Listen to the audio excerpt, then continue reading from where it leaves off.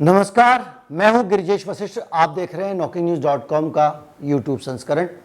आज हम बात करेंगे राम मंदिर के मामले में जो घोटाले के आरोप लग रहे हैं उसकी। सिर्फ घोटाले के आरोपों की बात नहीं करेंगे, इस मंदिर को लेकर इससे पहले कितने घोटाले की बातें हो चुकी हैं, कितने आरोप लग चुके हैं और उनका क्या हुआ ये भी आपको बताएंगे। और ये भी जानने की कोशिश करेंगे कि ये नया वाला जो घोटाला है एग्जैक्टली इसमें कोई जेल जा भी सकता है या नहीं जा सकता, कोई फंसेगा या नहीं फंसेगा। कहीं मत जाइएगा, चैनल को सब्सक्राइब कर लीजिए। वैक्सीन को लेकर तो बुरी खबर आ गई है। कोरोना है भी या नहीं है, जो आपके जीने की पहली शर्त होगी आपको वो करनी ही होगी। और विचलित करने वाली खबरें, सबसे ज़्यादा मुनाफा बाजार को हो रहा है। वायरस है उसका हवा में घुल जाना, इससे बड़े सवाल खड़े हो गए। इस पर बातचीत करेंगे। नमस्कार। राम जन्मभूमि में रामलला का भव्य मंदिर बनाने का काम चल रहा है। उसकी भव्यता में और निखार आ जाए इसके लिए क्या किया जा रहा है कि जो आसपास की ज़मीनें हैं, जो लोगों के घर हैं या मंदिर हैं, उन सब लोगों को, उन सब संपत्तियों को राम जन्मभूमि ट्रस्ट खरीद रहा है और उनको कह रहा है कि हम आपको दूसरी ज़मीन भी दे रहे हैं, वहाँ चले जाओ और उसको मंदिर के प्लान में अपना मंदिर की जगह अच्छे से हो, बहुत सारे अच्छे से बन जाए वो पूरा का पूरा, इसके लिए काम चल रहा है। और इसकी प्रोसेस में, इस प्रक्रिया में बहुत सारी खरीदें भी हो रही हैं। जो घोटाले का आरोप लग रहा है, वो घोटाले का आरोप ये है कि वहाँ पे एक मकान था, एक ज़मीन थी जिसको 2 करोड़ रुपए में खरीदा गया। 2 करोड़ में 2 करोड़ रुपए में ज़मीन खरीदी गई और उसके बाद उसको 10 मिनट बाद ही 18 करोड़ रुपए में, 18.5 करोड़ रुपए में बेचने का एक कॉन्ट्रैक्ट हो गया। ये खबर आपने सब जगह पढ़ ली होगी। मतलब मैंने अभी 2 करोड़ की ज़मीन खरीदी, जैसे ही उसकी रजिस्ट्री मेरे हाथ में आई, मैंने 18.5 करोड़ रुपए में राम जन्मभूमि को वो ज़मीन बेच दी और उसका एग्रीमेंट कर लिया। बेची नहीं है, एग्रीमेंट कर लिया कि 18.5 करोड़ में वो ज़मीन को खरीदेंगे। सीधे के सीधे जो आम आदमी पार्टी का आरोप है कि 1 सेकंड में 5.5 लाख रुपए के हिसाब से ज़मीन का रेट बढ़ गया। पहली नज़र में घोटाला लगता है। इसलिए लगता है कि जब ज़मीन एक्वायर हो रही है, कुछ लोग जो उसमें ट्रस्ट में जुड़े हुए थे वही लोग जो है वहाँ पे इस खरीद फरोख्त में गवाह भी हैं। वहाँ के मेयर इसमें शामिल हैं और एक मिश्रा जी हैं, अनिल मिश्रा, और मेयर ऋषिकेश उपाध्याय, ये दोनों डील में गवाह भी हैं। मतलब ऐसा भी नहीं हो सकता कि एक आदमी ने ज़मीन खरीद ली हो और वो मंदिर ट्रस्ट को बेच दी हो। इसका मतलब उसको खरीदवाने और बिकवाने में ट्रस्ट को ये लोग शामिल हैं। आरएसएस के पदाधिकारी हैं और होम्योपैथी डॉक्टर भी हैं। लेकिन अब आपको मैं बताऊंगा कि इस घोटाले में, इससे पहले मैं आपको और इतिहास भी बताऊंगा कि कब कब घोटाले कैसे कैसे सामने आए और उनका क्या हुआ। इस मामले में किसी को सजा नहीं होगी। सजा इसलिए नहीं होगी कि जिन लोगों ने इसका पर्दाफाश किया है वो सब लोग इसको एक्सपोज करने की जल्दी में थे और उन्होंने जैसे ही ये एग्रीमेंट हुआ उसके बाद ही इस खबर को प्रेस में ला दिया, इस खबर को पब्लिक कर दिया। अगर ये खबर पब्लिक नहीं होती तो शायद इसमें गुंजाइश बनती थी, क्योंकि जब पैसा लिया दिया ही नहीं गया है तो घोटाला कैसा। पैसा भी इधर से उधर गया नहीं, केवल वादा हुआ है तो वादे भर में घोटाला नहीं हो जाता। जैसे कि स्टिंग ऑपरेशन होता था, स्टिंग ऑपरेशन लोग करते थे, उसमें आदमी कहता था मैं इतने पैसे लूंगा, पैसे दिए नहीं जाते थे, इसलिए स्टिंग ऑपरेशन में फंसने के बावजूद आदमी बदनाम तो हो जाता था पर जेल नहीं जाता था। ठीक वैसे ही यहाँ पे भी घोटाला तो उजागर हो गया लेकिन जेल कोई नहीं जा सकता। अब इस पे ट्रस्ट का क्या कहना है ये बताता हूँ। ट्रस्ट 2 बातें कह रहा है। वो ये कह रहा है, एक तो हम तो ज़मीन जो भी खरीद रहे हैं मार्केट रेट से कम में खरीद रहे हैं। अब ये मार्केट रेट से कम में है तो पता नहीं 2 से जो भी है वो तो आप समझेंगे। दूसरा वो ये कह रहा है कि राजनीति के कारण लोग आरोप लगा रहे हैं। अब मैं आपको बैकग्राउंड में लेके चलता हूँ। जब पूरे देश में शिला पूजन हो रहा था, पूरे देश में आडवाणी जी रथ यात्रा निकाल रहे थे, लगातार आंदोलन चल रहा था, उस दौरान भी एक चंदा इकट्ठा किया गया था। कई आंकड़े हैं, कुछ लोगों का कहना है 600 करोड़ रुपए इकट्ठा हुआ था, कुछ लोगों का कहना है 800 करोड़ रुपए इकट्ठा हुआ था, कुछ लोगों का कहना है 1200 करोड़ रुपए इकट्ठा हुआ था। और उस पैसे का आखिर तक कोई हिसाब नहीं मिला किसी को, क्योंकि जब भी कोई इसको सवाल पूछता था तो विश्व हिंदू परिषद कभी ट्रांसपेरेंट नहीं होता था, उस सवाल को टाल जाता था। कभी उसने अपनी तरफ से कोई जवाब नहीं दिया कि उसको कितने पैसे मिले हैं।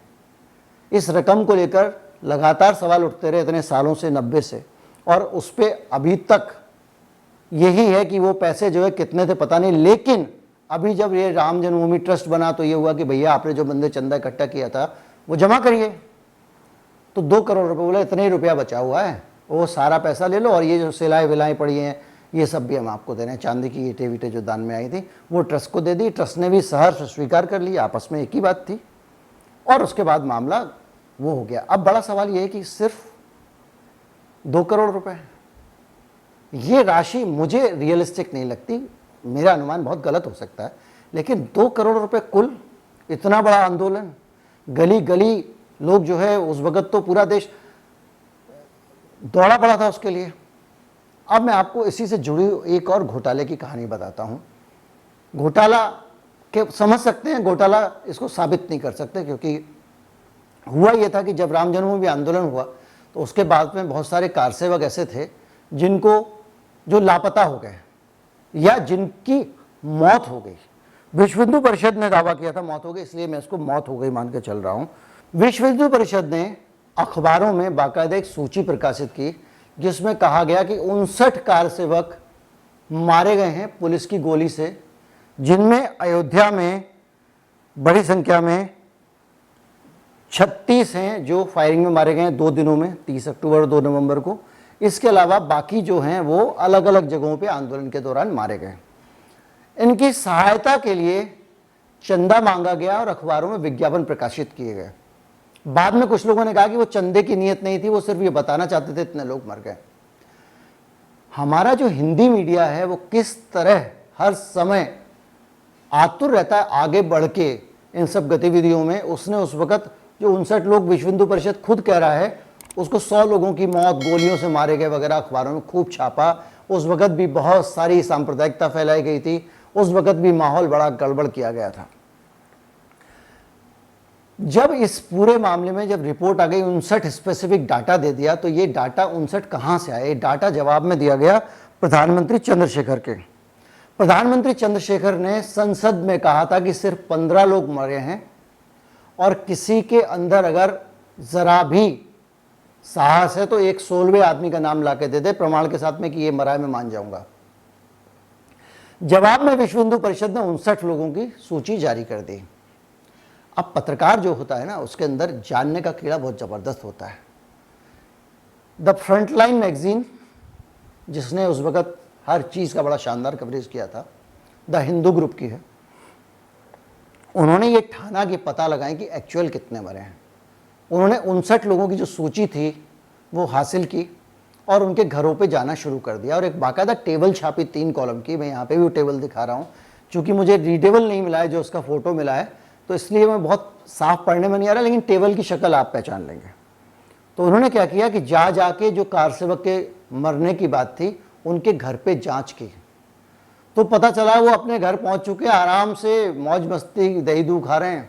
और जो उसमें 2-4 मरे भी थे वो कोई बीमारी से कभी मर गया था, कभी कहीं मर गया था, लेकिन इतने बड़े स्तर पे झूठी मौत की सूचनाएं उस वक्त बेच दी गई। बेच दी गई इसलिए कह रहा हूं क्योंकि चंदा मांगा गया और उसके बाद में फिर थोड़ा बहुत विवाद हुआ वगैरह और मामला ठंडा पड़ गया।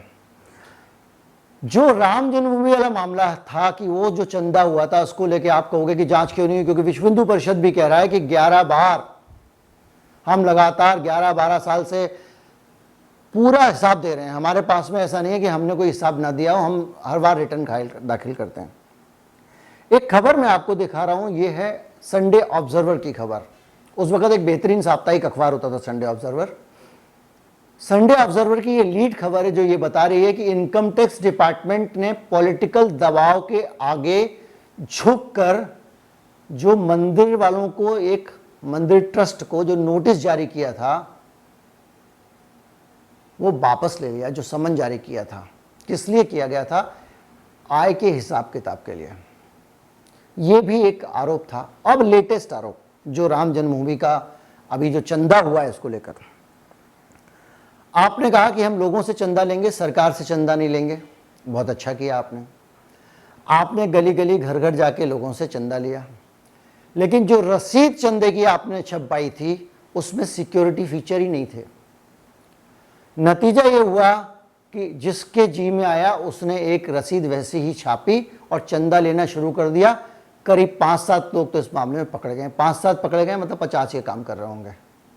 ये 50 वो थे जिन्होंने खुद ही रसीद छापी, खुद ही चंदा खरीदा और खुद ही जेब में रखा, क्योंकि जिस रूट से पैसा आ रहा था उसी रूट से पैसा वापस जा रहा था। जिन हाथों से होके रसीदें जनता तक पहुंच रही थी उन्हीं हाथों से होकर पैसा ट्रस्ट के पास पहुंच रहा था।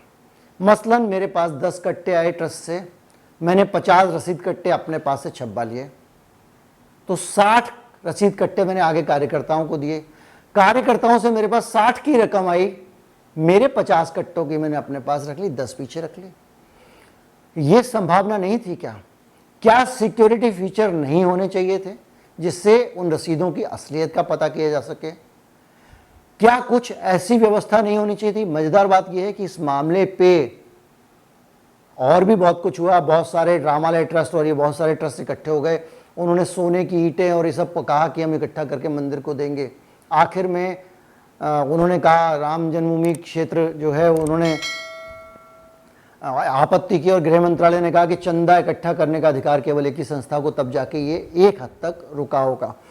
लेकिन इस पूरे के पूरे प्रकरण के बीच में जब मैंने वीडियो बनाया और लोगों को ये सलाह दी कि बहुत सारी रसीदें नकली बट रही हैं और पकड़ी जा रही हैं, सेफ ये है कि जो अब आपके पास कोई चंदा मांगने आए तो उसको चंदा ना दें। आरएसएस राम जन्मभूमि का चंदा इकट्ठा नहीं कर रहा है, उसका कोई आदमी आता उसको भी चंदा ना दें।